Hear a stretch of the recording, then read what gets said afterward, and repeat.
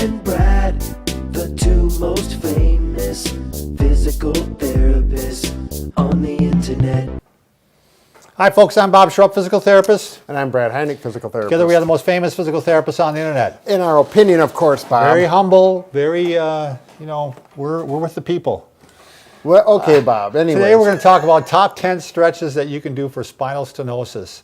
What I like about this, Brad, is you can kind of choose from which ones you think help you. Because some of them might help and some may not. Right. Or they might all help. Right. And there may be some that will not or actually maybe cause some pain, and then you're going to cross those off the list. Right. I think that's a good indicator, isn't it, Brad? Is that exactly. if it hurts, these are supposed to feel better. Right. So if they don't, you're on the wrong path. Let's try a different one. Right, exactly. So the thing about spinal stenosis, Bob, is I really think when people hear the term, they kind of get really stressed and anxiety about it because they don't understand it. Once you understand what it means and what it is in your back, it's not so scary, I think. Right. Which makes you relax more and everything goes better. By the way, Brad, there's a couple new people out there today. So I see 3, Bob. Oh, I thought you had 3 on the last one, maybe 4 now. Well, they're still there. We got to have improvement. If you're new to our channel, please take a second to subscribe to us. Our subscription button is there or down below. We provide videos on how to stay healthy, fit, pain-free, and we upload every day. Excellent. All right, let's go talk about spinal stenosis, Brad. So we're talking spinal, so the spine, stenosis. Narrowing, right? It just means narrowing of a gap or a foramen or a hole, you might call it. In this case, we're talking about the spine. Lonnie, how does that look? Can you hold that, Bob? Yep, I'll hold. Okay. Can you carry on? I'm going to. I'm just kidding. I got to get my glasses on. Okay. Get your curling in. So spinal stenosis, we're talking about the spine, and we got the spinal cord running right through, not through the middle of it, but through, the core of it. There. And then we've got the spinal nerves, peripheral nerves that come out to the side, and they go down the leg and in the back, around the ribs, etc. So if you look at this right here, can you see this, Lonnie? Can you get in? We're going to just look at one spinal nerve. And this nerve goes in through this hole. It's a foramen. And what happens with spinal stenosis, that foramen gets smaller because of, oftentimes I think it's because the discs are degenerating with time and age. And when the disc gets smaller, that gap has to get smaller. And you can also have it here, Brad. Sure. The stenosis can be right down the canal, and that's why a lot of guys get it on both sides. They get the pain. So it's just not pinching one nerve, but it's pinching the whole cord. Right. So. And I don't want to get technical, but there's no spinal cord at this level. It's actually it's all the horse's tail. Right, exactly. But we don't want to get into that kind of detail. Right. So anyways, spinal stenosis, again, just means that things are getting compacted and squished. But the good news is we can open that up and free that gap up. You're getting pressure on a nerve somehow. Right. On the cord or on the nerve. And a lot of times, the telltale sign with this is a lot of times people, the shopping cart syndrome. They feel a lot better when they lean on the shopping cart and walk. Right. Or they just lean forward if they don't have that cart, or they have a cane, or they're. I know my mother will go up to the cupboard in the kitchen and she'll lean like this. Sure. She's more comfortable that way. My mom has it too. Same thing. She has to. If she doesn't walk with a walker and lean forward, she can only walk a few blocks. I mean, not a block even, and she stops because there's so much pain. So as therapists, right away we're thinking stretches that put the back into flexion or bending forward to open up that gap and stretch it, and hopefully it stays open enough so that we can get more activity. Yeah, this is a flexion solution. Yeah. I mean, that's no doubt about it. All right, should we start with the first one, You Brad? bet. Okay. We'll start with the basics, which is always the in bed, right? Laying down? Yep. Okay. Am I on the right side here, Bob? Yep, you're on the right side. All right. So you can see we put some tape on Brad's belt to show, because we're going to try to do a pelvic tilt, right? First of all, if you have spinal stenosis, this is probably more comfortable than this. Okay. So we can go into here, and I'm going to think about where my hand is. I'm going to squish my hand with my back, and you'll see the belt will. Yep. See how this is a really difficult concept for a lot of people to understand. Right. So if I put my hand underneath here, he's squishing my hand, but you can also see how the belt is moving. That's what you're trying to do with the pelvis. And a lot of times, and like with me right now, because I have this feels better than this. Yeah. So I'll do exercises similar to this. Okay. The next thing you could do is the knee to the chest. So We're going to stretch like Single this. knee to chest. Yep. And make sure you do both legs. Usually you'll do 5 to 10 of these.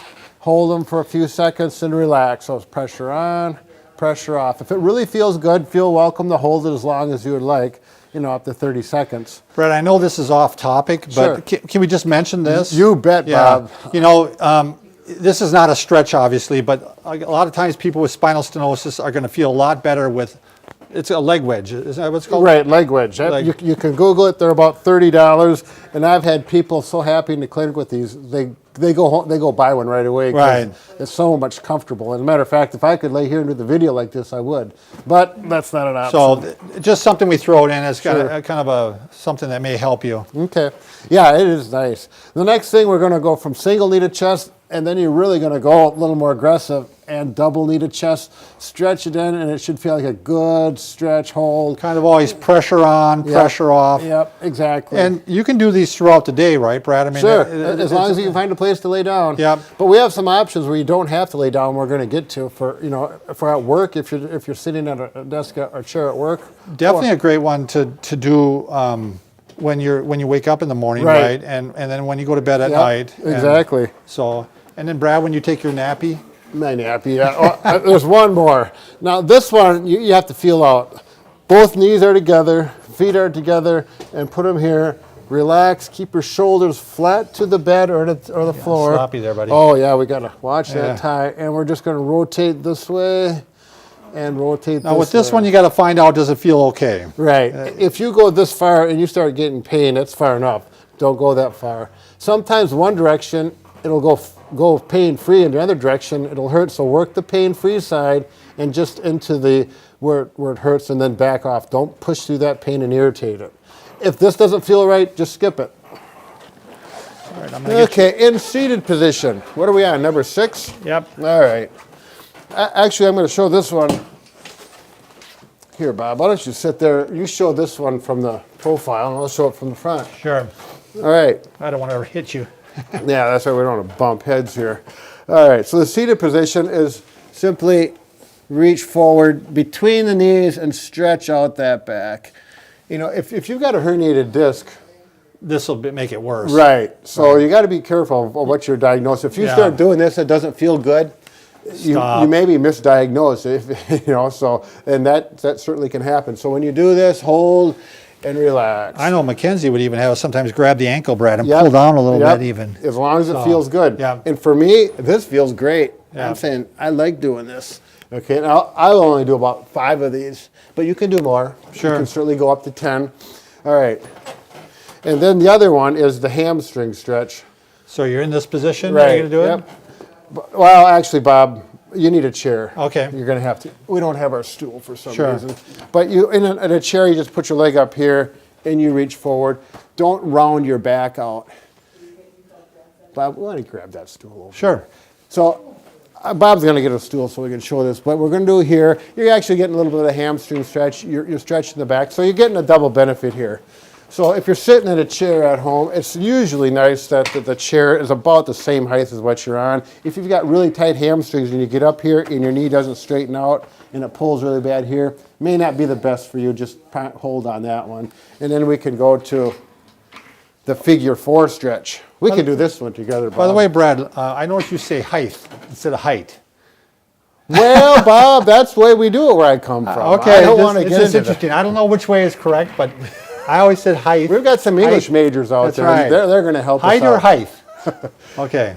The figure Figure 4. 4, yep. So up here, and this is a great one for the hip and the piriformis, and then lean forward on this, and you're going to Oh, feel yeah. some more stretch in there. Hama, hama, hama. This is one of those stretches that it's going to work great for some people, and other people are It's not actually going to good be. for your hip, too, to Yeah, be honest with yeah. you. I mean, it's a good stretch if you have an arthritic hip. You'd want to do it just because it feels good, don't you? Yeah. Yeah. This is one of my favorite ones for stenosis, and it will be for other people. Some people it will not be. But you go to a chair, and like this, well, I usually do it on some steps, because there you have different levels to go to with a handrail. I'll put my foot on the 3rd step typically, now that you got me going on my English, and I'll stretch like this. I'll usually take my chest and put it right to my chest, and that's what I have my patients do. And if it feels good, like this feels really good right now, I'm doing it. And again, now with me, it's clearly better on my right side. I'm wondering if I got some SI involved, but it's a good one to work with. This is where it's all about experimentation, Right. isn't it, Brad? You gotta Everyone's figure out body's which one a little bit yep, different. Exactly. And then the last one, Bob. Number 10. Yep, number 10. Because some people count, you know, Bob. I know they do. Say, yeah, they say, you only did 9. And I say, well, sorry. So this one, you can do both hands or one hand, and you're just going to reach and kind of pull. And it's nice if you got something solid other than a chair like this, like a cupboard or something. But here, I can feel a good stretch, and it's even better with both feet on there. And there's a camera over there, Bob. Yeah, they're videoing us. Lonnie's videoing us. Oh, you didn't know that? Sometimes I forget. just making a joke. So do you All right. say eighth or 8? Never Oh, mind. Bob. Potato, stenosis, cervical, cervical. Remember, Brad and I can fix just about anything. Except for this. Look at this. Everyone's turned off by now anyways, but except for a few loyal listeners that want to see. Broken heart, but we're working on it. Hey, we'll get this together yet. Thanks a lot for watching.